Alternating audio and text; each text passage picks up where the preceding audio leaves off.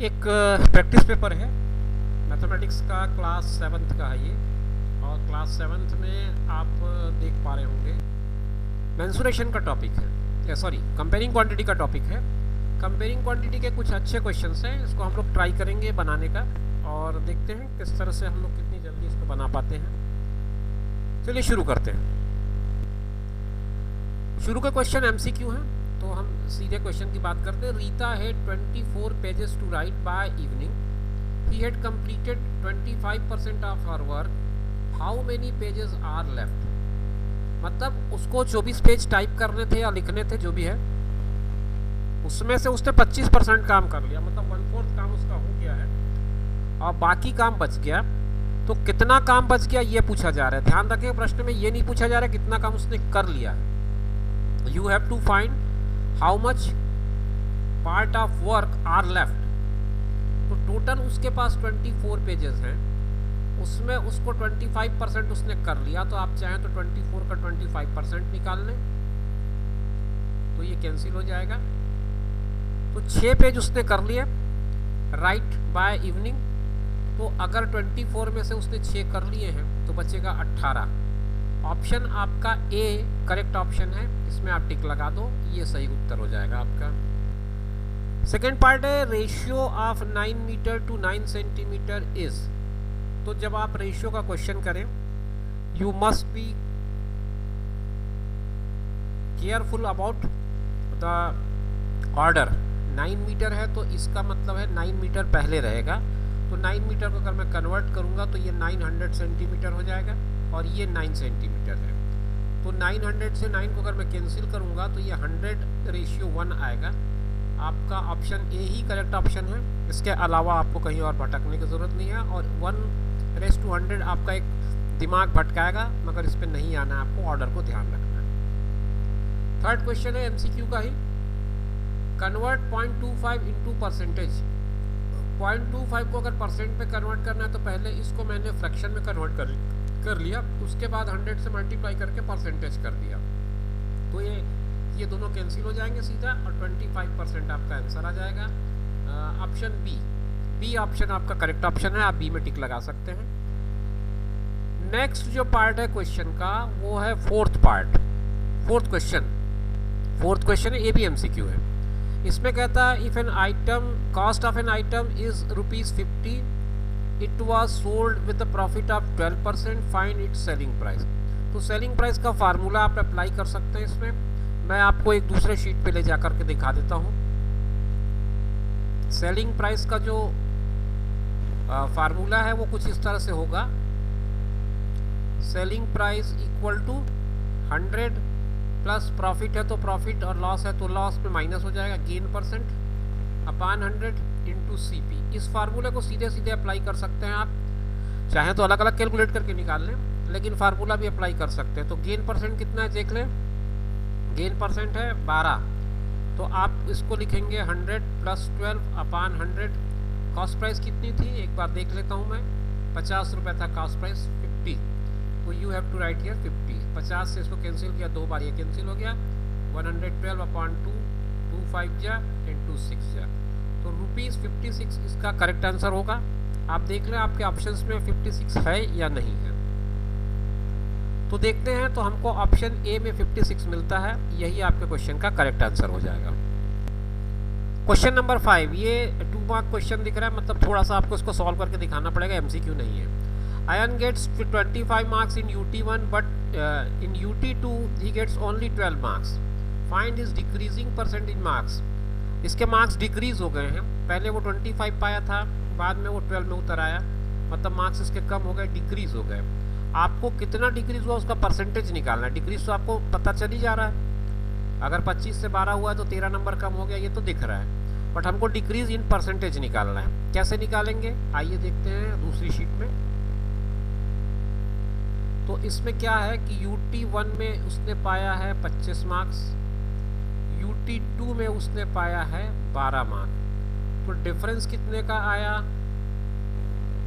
13 marks का difference आया। तो 13 मार्क्स का डिफरेंस है, इसको डिक्रीजिंग परसेंटेज में निकालना है। तो percentage decrease is equal to decrease upon UT1 marks into 100, क्योंकि हम कंपेयर कर रहे हैं UT1 मार्क्स से। तो 13 मार्क्स पहले था, 13 मार्क्स का डिफरेंस आया, डिक्रीज आया है। आउट ऑफ 25 इसको मल्टीप्लाई 100 से करेंगे, इसमें साथ में परसेंटेज लगा दें तो ये हो जाएगा 52%। मतलब उसके मार्क्स जो हैं वो 52% तक डिक्रीज हो गए हैं यूनिट 2 टेस्ट 2 से लेकर के यूनिट टेस्ट 2 तक आते आते, 1 से 2 तक आते आते मार्क्स में जो उसका डिक्रीज हुआ है वो 52% का हुआ है।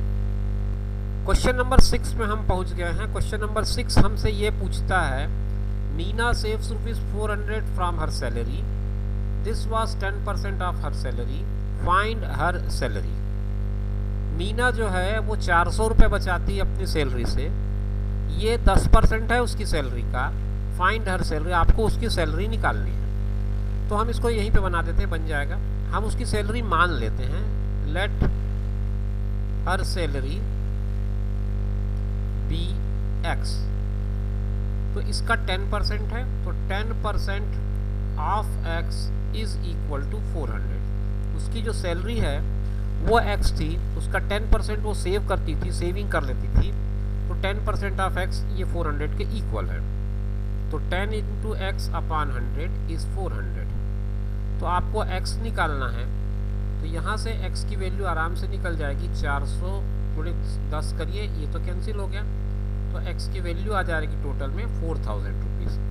तो मीना की जो सैलरी है वो 4000 रुपीज़ होगी। नेक्स्ट क्वेश्चन है question number 7, on selling a table for ₹987 Ramesh loses 6%, for how much did he purchase it. मतलब इसको कॉस्ट प्राइस एक तरह से आपको निकालना है। अभी पिछले क्वेश्चन में हमने एक सेलिंग प्राइस निकाला था, अब आपको कॉस्ट प्राइस निकालना है। सेलिंग प्राइस ऑलरेडी गिवन है 987 और इसमें उसको लॉस हो रहा है। पिछला क्वेश्चन हमारा प्रॉफिट का था, तो हम इसी फार्मूले को जो हमने पिछला किया था उसी को थोड़ा सा कन्वर्ट कर लें सीपी के लिए। तो कुछ इस तरह से हो जाएगा, CP equal to 100 upon 100 minus loss percent into SP. तो 100 माइनस लॉस परसेंट मतलब 100 माइनस 6 हो जाएगा, इंटू एसपी है 987। आगे बढ़ेंगे तो ये हो जाएगा 100 अपॉन 94 और 94 के बाद ये आ जाएगा, कितना आएगा यहाँ पर 987 जो आपका एसपी था वो आ जाएगा। अब इसको सिंप्लीफाई कर लेते हैं। जब कैंसिलेशन करेंगे तो ये मेरा ख्याल है 47 से 2 टाइम ये कटेगा और ये 47 से ये भी 2 टाइम कटेगा, इसमें से 4 बचेगा तो फिर एक 47 आ जाएगा। तो अगर आप देखें तो 2 से फिर एक बार काटा जा सकता है इसको ऐसे, और ये अब आपका 50 इंटू 21 आएगा। मल्टीप्लाई कर लीजिए आप इसको, तो आपका आ जाएगा 5 एकम 5 और 5 दूनी 10, 1050 आ रहा है। इसका गलत हो रहा है क्या कुछ? कॉस्ट प्राइस, यस हम तो कॉस्ट प्राइस ही निकाल रहे थे ना, ठीक है। तो कॉस्ट प्राइस आपका 1050 आया। अब आपने उसको बेचा है 987 में, तो 6% का आपको लॉस हुआ है। इस बात को आपको समझ में आ जाना चाहिए, कोई ज़्यादा दिक्कत इसमें नहीं था। क्वेश्चन नंबर 8, क्वेश्चन नंबर 8 ये कहता है, find the amount and simple interest on ₹45,908 12% per annum simple interest in 3 years. सारी चीज़ें हैं आपके पास, आपको सिंपल इंटरेस्ट निकाल लेना है। P into R into T का फार्मूला अप्लाई कर देना है। P आपके पास है 4590, रेट आपके पास है 12%, टाइम आपके पास 3 ईयर्स का है, ये आपने कैंसिल कर लिया। ये 2 से कट जाएगा 6 टाइम और ये 2 से कट जाएगा 5 टाइम।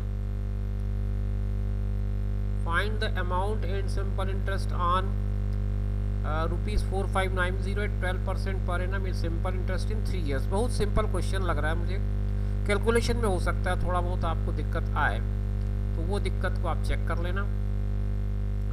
आपने काटा 2 छक्के 12, 2 पंचे 10, 2 6 12, 2 5 10। अब ये आपका आ जाएगा 459 इंटू 6 इंटू 3 अपॉन 5।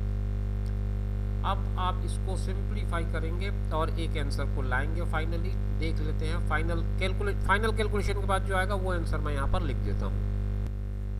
ये 3 नंबर्स को अगर मल्टीप्लाई कर रहे हैं तो हमारे पास मिलता है 8262, और इस 8262 को 5 से डिवाइड कर दूँ अगर मैं, तो मुझे मिलेगा 1652.4, 40 कर लो आप, ज़्यादा है तो ये आपका SI मिला।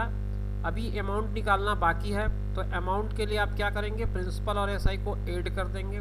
प्रिंसिपल है 4590, उसमें 1652.40 और ऐड कर दें, तो आपका कुल मिलाकर के कितना आ जाएगा, ये दोनों को जब ऐड करते हैं तो ये आ जाता है 6242.40, 6242.40 ये आ जाएगा आपका दोनों को ऐड करने के बाद। तो ये फाइनल अमाउंट हो जाएगा। इसके पहले जो मैंने निकाला वो SI था, तो SI और अमाउंट दोनों आपने निकाल लिया। क्वेश्चन नंबर 8 आपका पूरा हो गया। क्वेश्चन नंबर 9 पिछले क्वेश्चंस की तरह है, जो हमने इसके पहले 2 क्वेश्चन बनाए थे लगभग उसी से मिलता जुलता है, ज़्यादा इसमें चेंज मुझे नहीं लग रहा है। Selling price of a tyre car is ₹540, SP दे दिया आपको 540। Profit made by shopkeeper is 20%, तो इसमें प्रॉफिट दे दिया आपको 20% का, और आपको CP निकालना है। तो CP का फार्मूला अभी मैंने आपको बताया 100/100 plus profit percent into SP। तो 100/120 कैसे हुआ है, आपने 20 ऐड किया है प्रॉफिट परसेंट को, इंटू SP 540 है, ये इससे कैंसिल हो गया, ये 2 से 6 बार कैंसिल हुआ, 2 5 जा 2 6 जा 6 से ये कैंसिल हो जाएगा 90, और ये हो जाएगा 0 और 9 5 जा 45। तो 450 रुपीज़ का इसका कॉस्ट प्राइस रहा होगा, और उस 450 के चीज़ को इसने 540 में सेल कर दिया, 20% इसको प्रॉफिट मिल गया।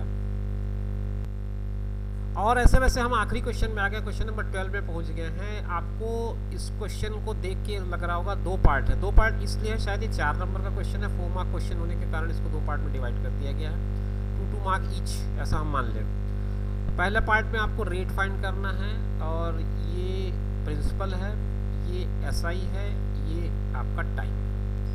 तो चाहें तो आप अगर SI का जो फार्मूला है उसको डायरेक्ट यूज़ कर सकते हैं, SI = P/R/T/100। उसमें आपको अगर ट्रांसपोजिंग का अच्छा नॉलेज है तो कोई दिक्कत नहीं होगी। लेकिन अगर आपने उसको ठीक से नहीं समझा है, ट्रांसपोजिंग आपसे नहीं बन रहा है, तो मैं सलाह दूंगा आप डायरेक्ट फार्मूला जो बुक्स पे रहते हैं तो उसको अप्लाई कर लें। तो रेट के लिए फार्मूला आपको सीधा दिया होगा, SI × 100/P/T, and SI is 280 × 100, और P है आपका 5600, और आपका टाइम जो है वो 2 इयर्स का है। ये 2 0 यहाँ से कैंसिल हो जाएंगे, और 28 से अगर मैं इसको कैंसिल करूँ तो 10 टाइम जाएगा, और 28 से ये 2 टाइम जाएगा, फिर 2 से ये 5 टाइम जाएगा, फाइनल आंसर आ जाएगा 5/2%। तो चाहे तो आप इसको 5/2 ही रहने दें, या डेसिमल में कन्वर्ट कर लें तो 2.5 आ जाएगा। तो 2.5% इस तरह से इसका रेट आ जाएगा। A पार्ट यहाँ पे पूरा होता है। B पार्ट थोड़ा अलग है, नया क्वेश्चन है। वो कहता है कि आपको find whole if 25% of it is 406। तो चलिए इसको देख लेते हैं। होल आपने को फाइंड करना है, लेट होल बी x। अगर होल x है तो 25% of x that will be equal to 406। तो 25/100 into x equal to 406। x की वैल्यू आएगी 406/25 इंटू 100। क्रॉस मल्टीप्लाई किया मैंने, और आपको चाहे तो इसको यहीं से काट सकते थे।